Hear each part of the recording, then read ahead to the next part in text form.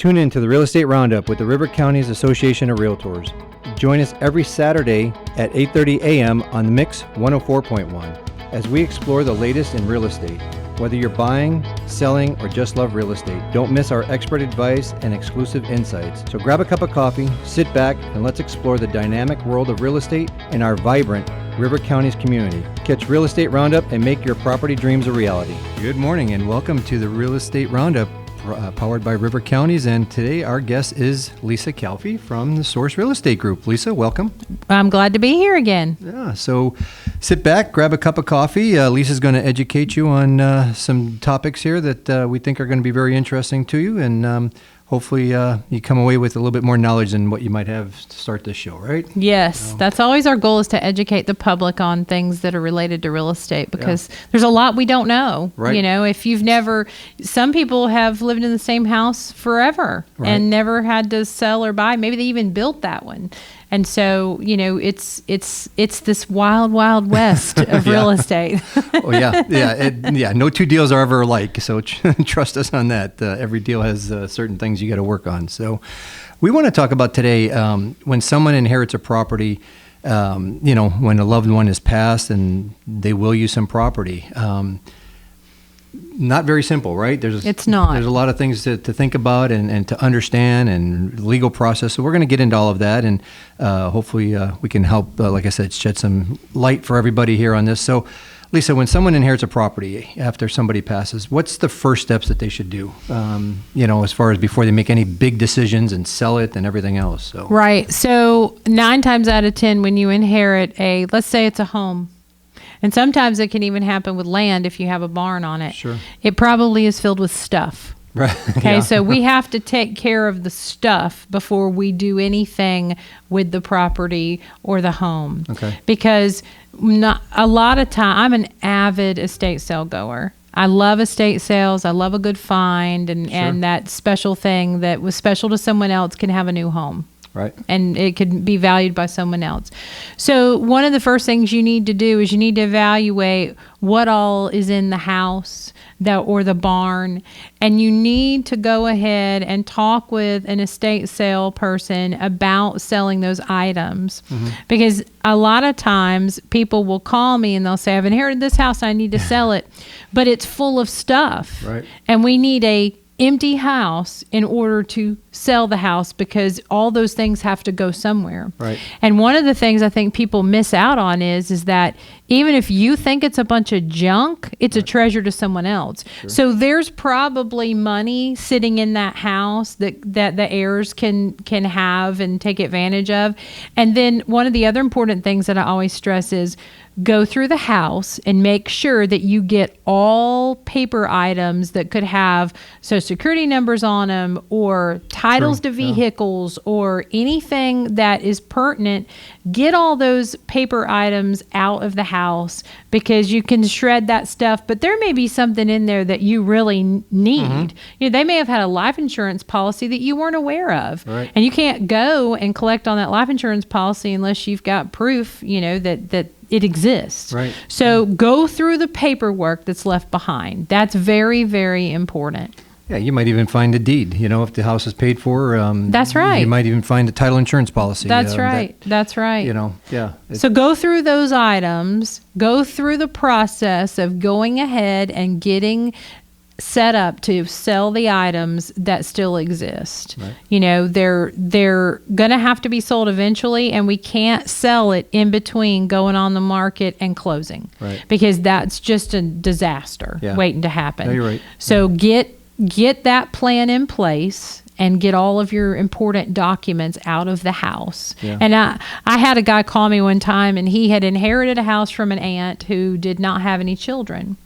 And so he's like, I don't care, just have somebody come and haul all the stuff off. Well, I get in there, and of course, me being a treasure hunter, right. I find these super special pink and white Pyrex bowls from the 1950s. And I was like, I can't just throw these away. And old, super cool stuff. Yeah. And so, I called him and I was like, I don't want to throw this stuff away. He's like, just take it.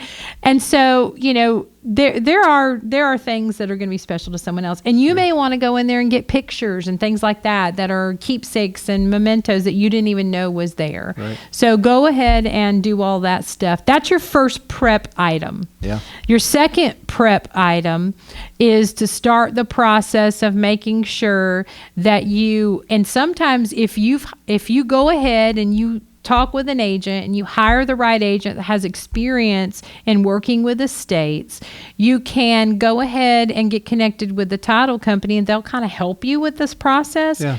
But if someone's passed away, in order to close on the property, you've got to figure out if it's got to go through probate or not. Okay. The probate process takes time. Right. So you've got to allow for that. You can't just be like, okay, I'm going to sell this house tomorrow and all of that legwork has not been done.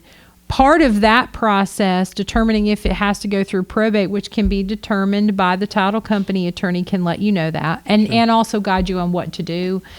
But there is something called a 10-care letter in the state of Tennessee. Okay. That is, and I just went through this with the passing of my father, and my mother is still living and we're selling her house. We had to get a letter from the state of Tennessee stating that either we owed the state of Tennessee money for care from a nursing home, right, or we didn't owe them money. Because if money's owed, then that's going to be attached to the deed. Sure. And if it's a recent passing, it wouldn't have had time to go through that process. So that's why a 10-care letter is required to sell a property where one person has passed, okay, that was in that age range where they would have potentially been on Medicaid, Medicare, what have you. So they have to have that letter from the state of Tennessee. And, sometimes when we're working with a state entity, it might not be fast. Right. And if there's a holiday, they're going to be closed. So starting the process of requesting that is also very important, and making sure that is on the road to coming to you, because it's going to be required. See, so there is just a handful of things that, take time that you just mentioned, and that's why we say it's not very simple process of, okay, the person passed, let's sell it and move on. And even going through this stuff, like you said, what you might think is not valuable to you might be valuable to somebody else. But there are also, if somebody has been in that house for 50 years, mm-hmm, they might have some valuable unknown treasures that you could find, so take your time going through it, right? I mean, not just throw it all out. I would think you want to take your due diligence and make sure you're not giving away something that could be potential inheritance, of significant dollars and stuff. Because I've had houses before where you find an old baseball card, mm-hmm, you find something that just is a rare memento that is from 50, 60 years ago, and it's worth, a few $1,000s or more. And you might find some, I was going through some paperwork for someone and found some cool old letters, right, that had been written from the husband to the spouse while they were in wartime.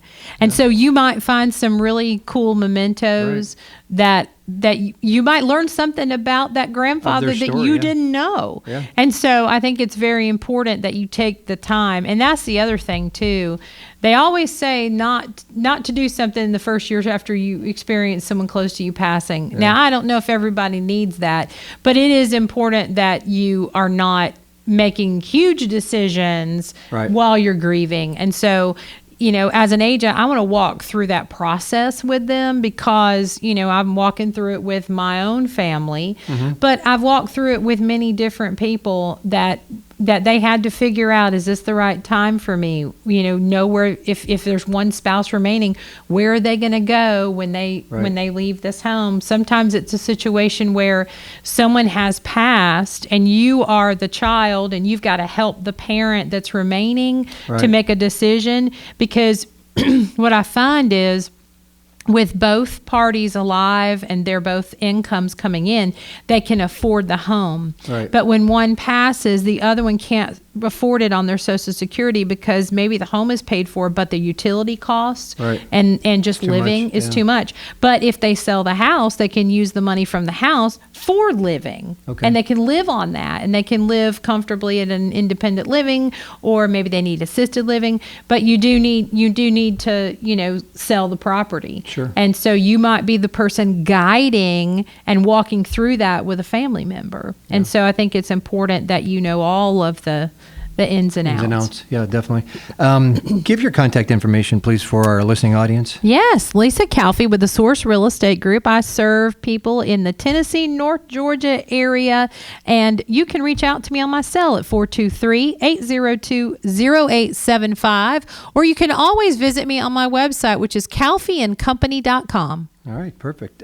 You mentioned probate. Can you just touch on that a little bit, give maybe just a quick definition of it so people understand what that really means? Because if you've never been through it or never had to deal with it, you might not even understand what that means. But now you're thrusted into that situation. Right. So I know enough about probate just to be a little dangerous, Okay. probably. But the way that I understand it, and we're not attorneys, so Sure. that's a disclaimer up front. But probate is where they determine, who is entitled to that property. Right. You may have someone that died with a will or without a will. Okay. And if it's without a will, it's probably going to have to go through probate because they've got to figure out who the heirs are. Sure. So it's just a legal system to make sure that that everything is passing appropriately. To the heir. Yeah. Yes, to the heirs. And a lot of people, just a little snippet, if you're trying to leave things in a manner for your family that's going to be easy on them when you pass, if you put everything into a trust, then it avoids probate. Okay. And everything goes very smoothly, and you're able to just pass without a waiting time and waiting on the court system to do what they need to do.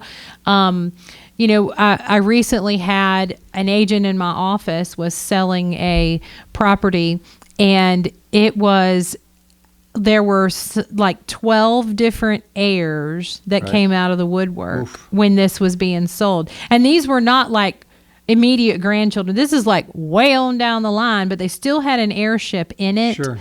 And it ended up being a nightmare because everybody wanted a piece of the pie. Yeah. And so everybody has to agree, and so the best thing you can do for your family is to do a trust, and at the minimum, do a will. Make sure, no matter how old you are, if you own property, Yep. you need a will. You need a will so that asset that you invested time and money in is going to go where you want it to go. And reach out to an attorney, right? To do An the will, attorney not will online. do that. Please don't do, Right. legalassist.com. Right. Let an attorney do that that's licensed in your state that knows. Every state's different. All the laws, yeah. Every state's different about probate. It's all going to be, state specific. So get with an attorney. Recently, I had Travis Henry on, who is with Right. Burns, Kirksey, and Henry. And I will say that, we've done our personal will and all of our documents through them. And they're very versed in that Right. because they do real estate and they're real estate attorneys, but they're also practicing attorneys that know all the ins and outs about creating that legacy and doing what you want done at the time of your death. So, you don't have to have $1 million in assets to have a will. Right. I remember when I was growing up, my parents, I don't even know why we had this conversation, but for some reason we had a conversation about if something happened to both of my parents, who would raise us? Sure. Because they had a will that said that my uncle would be the one that would raise us if anything happened to them. Well, as young people, we don't necessarily think about that. Right. But that's a real thing. Sure it is. Yeah. You've got to make sure that all of everything's in place. And, if you own a home, It's that's another level, yeah. another level Yeah. of what you've got to determine. Yeah, like you said, it doesn't matter if your house is worth $1 million or $100,000 or whatever. You own property. That's right. You have a vested interest in something. You need to make sure that passes on to everybody else a lot less complicated. And by to taking your care of it well. wishes. Yeah, Yes. exactly. Yes. So, what do you think are some of the most common options for somebody after they inherit a property? Like keeping it, renting it, selling it? How should someone decide what is best for me? Like you mentioned, the analogy of people saying wait a year before you make any, major decisions on that. But how can somebody kind of decipher that of like, what should I do with this? Should I hang on to it or not? So when you inherit a piece of property, I think where you got to start is, what is your financial situation at that moment? Mm-hmm. If you're financially sound and that money is not something from that house that you desperately need to, live on yourself, Right. I would come out and I would give you a value of that property, and then we'd sit down and talk about what's the highest and best use for you for that property. Okay. Because if you are wanting to, let's say you're wanting to start an investment portfolio, and you have the ability to have the house, Right. set it up to be a rental, and let that be your first property that you have as a rental in your rental portfolio, maybe that's a good option for you. Or maybe you want to sell that and then purchase another property that maybe you want to sell that home and purchase a duplex and rent it out.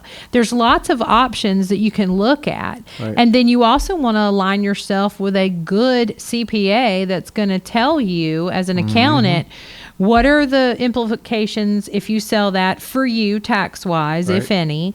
And then what would it look like if you went over here and you purchased this and it became an income-producing property? Or if you just take that money that you sell it for and you put that in your bank account because maybe you want that to be your kid's college fund. Sure. You know, what are your tax implications and what should you do with that? That's a conversation you need to have with an accountant.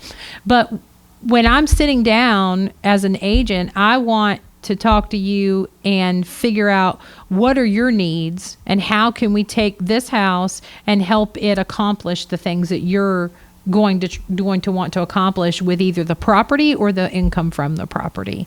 Yeah. And I think that's some good advice too, because if you go and you jump and you sell it, you got inheritance tax, you got, everything else that could come rearing its ugly head that you didn't plan for, and I think that's some great advice to sit down and talk with a CPA, talk with an attorney, talk with yourself, obviously, as a professional in this business, to line up your plan as opposed to just throwing the sign up, getting it sold, and then dealing with issues after that. So. Absolutely. And, a lot of people don't realize that, some of the things that can pop up when you get ready to sell something like that. Let's say that you inherited some land. Okay. You inherited some land and you're like, what am I going to do with this land? I don't want this land. There's nothing I can do about it. But you got it in your head that I can find a developer. They'll give me millions of dollars for this piece of land.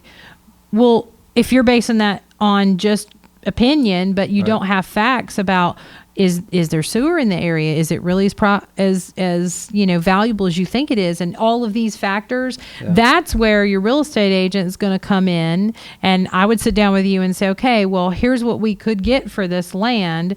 But we also need to look at, is it sitting in a flood zone at any point in time? Sure. Yeah. We have to look at all those things. And there may be some costs associated with it. Let's say you decide, well, I could break it up. Okay, well, then do you have the pockets to be able to pay for a survey before we even get to the point of selling it? So you have to look at all of the factors, because sometimes people inherit things and they don't necessarily come out to the good. Yeah.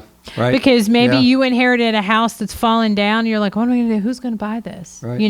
And you're trying to figure out, I got to sell it because if I don't sell it, I got to pay the taxes on it. Because maybe there wasn't money in the estate that you could use to do that. So it's not always a blessing that you inherited something. I mean, we're thinking, I inherited a house, it's going to sell.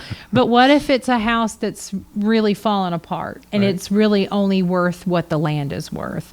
And you just got to get out from underneath it because you can't afford to maintain keeping the utilities on and keeping the taxes paid on it, and it's not in condition that you can rent it. So that's where you need a professional to guide you, because then you have real numbers to work with and ideas of what the use of that property could be. Because I have seen that happen where somebody's like, what am I going to do?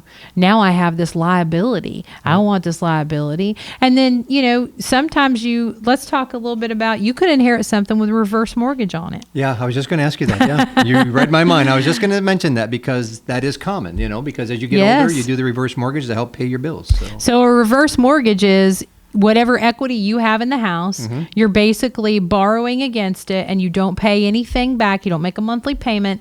That is collected back from that mortgage company upon your death. Right. So there could, and I believe it's still accruing interest, so it can grow over time. Yeah. So let's say the house was completely paid for, and they're not going to let you borrow full value. Right. That's just not how they're going to do things. But let's say that you borrowed $200,000, and that's what you've been living on for the last 5 years. Right. Okay. And now it comes time to sell it. but the house has been run down a little bit because you didn't really, you were not in a place where you could continue to do routine maintenance on it. And let's say the house at this point is only worth $250,000 because it's declined in value because of all of the deferred maintenance that wasn't done on it. Well, you may not get anything out of that house when it sells, because that reverse mortgage is going to have to be paid first before any proceeds come out. And that's important that you know that. You may not even know. Yeah. You may not have a clue that they took out the reverse mortgage. You just thought they were la-di-da, had money up for retirement, But that is a very common thing. And it's not that it's a bad thing, because I'd rather my family members have money that they can enjoy their life on than to leave me something. Sure. So you have to investigate that stuff, because you could have, you could have inherited a liability to a certain extent. Yeah, definitely. And you want to be really sure that you have all of the information. Well, like you mentioned earlier, seeking out a title company, and I'm sure if somebody reached out to you, you can put them in touch with all your preferred partners, from the attorney to CPA to title company, because that's a great point right there, is having the title company get in there first. They can do the search on the property to see what's been recorded against that property, reverse mortgages or anything else, any other taxes that might be a lien on the property or whatever.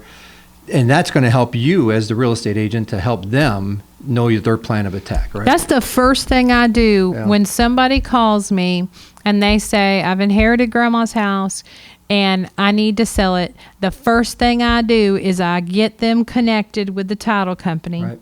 And I ask the title company to go ahead and start doing the work on it, because they're going to tell us, does it need to be probated? What's owed on it? Is there any other, there could be liens on it that Medical, you don't. IRS. Oh gosh, yes. There could be all kinds of things.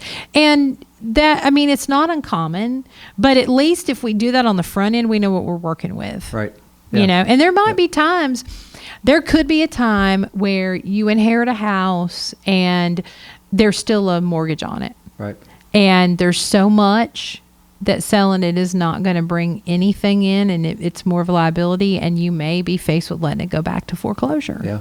And that sometimes happens. Yeah. You might have to make that tough decision. Yeah. It's not always black and white, because it depends on what somebody did over all these years, and it's a process. The best way to put it. So it is an A to Z process, Right. and we walk through it one step at a time. These are not your typical houses that are going to be for sale. It takes us time to get to the market. Right. We've got to work through everything. I'm not going to come out and just list your property and say, yeah, let's sell it.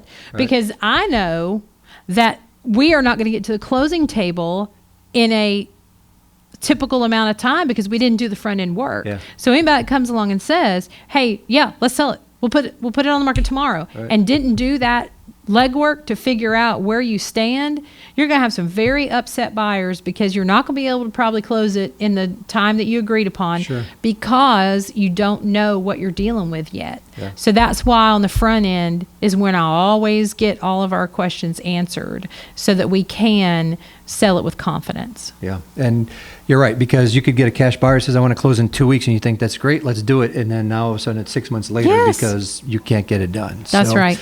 What, one of our last questions are, what do you think is one of the two biggest mistakes that people should avoid with inheriting a property?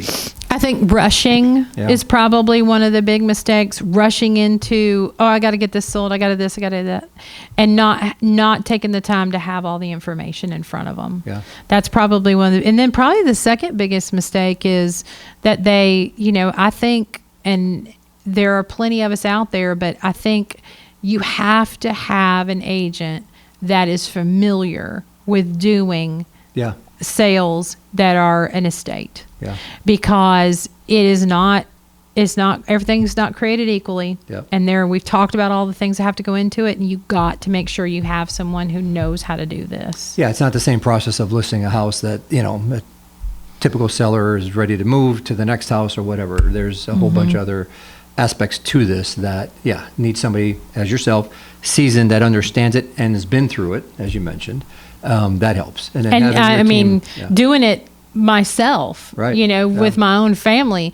I pretty much knew everything because of doing it, helping clients. But, I helped my mother figure out, okay, call this number, go ahead and start the process of getting the 10-care letter, all the things that I knew we needed to do. We're ready. We're ready to go. We shouldn't have a problem with closing because we have all the things already and lined up to do that. Yeah, the 10-care letter, that's great advice because it's something I didn't even think about while we're sitting here, because you just don't think of that unless you're involved in it. And I've had some closings. Well, it's really just one over time that was the 10-care letter could not be gotten in time for closing, and it was during COVID. Yeah. So we were just working on Something empty beyond your here. control. Yeah. And so what they ended up doing was they were able to close on the property, but my seller's proceeds, the money she was going to be getting, had to be held at the title company until they got the 10-care letter, because they can't release that money without proof that the state of Tennessee does not owed anything. Right. And there's a similar process in Georgia. So you just have potential lien on the property. Listen, everybody wants a piece of the pie. Yes, they do. Right? So you got to make sure that they're getting it. Oh, yeah. I hear you. And like you mentioned, deferred maintenance on the property, taxes that could be owed, IRS taxes, your property taxes. I mean, there's so many different things. Mortgage payments, whether it is a reverse mortgage or a standard mortgage, you need to know what's the balance on those things. Because again, if you're not paying those bills every month, you don't know that. Now you're being thrown into a situation, you got to take that due diligence. And I think, the advice you gave right at the beginning about doing an estate sale, I've had clients too where they want to sell the house and everything's still in there, all the furniture, everything. And it just becomes more chaotic to try and sell it that way, where you're better off to have those few weekends, clean it out, then have the estate sale for a few times, whatever, to make sure you clear it all out. And then whatever you can't get rid of, donate, write it off, whatever it might be. But clear out the house, I think, is one of the best. Clear it out, because if you're having an estate sale, you're going to have a bunch of people walking in and out of the house, and you don't want to risk something being damaged after it goes on the market. Yeah. And it's probably gonna look like a 1970s museum anyway. Yeah. So you want to get everything out. And I will say that I've got some favorites that I work with, but I've worked consistently with Barker's Estate Sales, and they do an amazing job. Local to Cleveland, you can find them on Facebook, and it's an easy process. Yeah, they do all the work. They do all the work. Yeah. Yep, they will price it out for you. They will do all the work. That's right. And that's the thing. When people walk through a house and they see all that stuff, first, they're going to realize, well, somebody probably passed away here, so maybe the sellers now are desperate to just get rid of it because, look, they're trying to get rid of the whole estate. And secondly, they might get so wrapped up in everything that's there and not really pay attention to the house because they're looking at all the things that are left behind. Oh, yeah. So, it's a distraction. Yeah, definitely. Well, Lisa, I think there's been some great information. I hope our listening audience and our viewing audience has learned some stuff about this process because it's not simple. Please reach out to Lisa if you need more information on this and clarification, because she is very well adversed in it and she can help you out. Lisa, give your contact information again, please, for everybody. Absolutely. Lisa Calfee with the Source Real Estate Group for Tennessee and Georgia needs. And you can reach out to me, 423-802-0875, or email me, lisasellschattanooga@gmail.com. Perfect. And Lisa, as always, we appreciate you coming on the show. You can hear Lisa every Saturday morning from 8:30 to 9, now through the end of June. And Lisa is going to bring some great topics, some great other individuals here to help you guys understand the real estate business a lot better. So we look forward to it. I'm happy to do it. Thank you, Lisa. Thank you. Do you imagine a career with flexibility and limitless income potential? It's possible by becoming a Realtor. The River Counties Association of Realtors, located right here in Cleveland, Tennessee, is ready to help you unlock your potential. We're your go-to resource for guiding you to obtain your Tennessee real estate license. We're more than just realtors. We're a vital part of our community. Partnering with local charities, we work tirelessly to make a difference. Join the River Counties Association of Realtors today, where your career can thrive and community can too. Visit rivercounties.com or call 423-476-5912. Your new path awaits.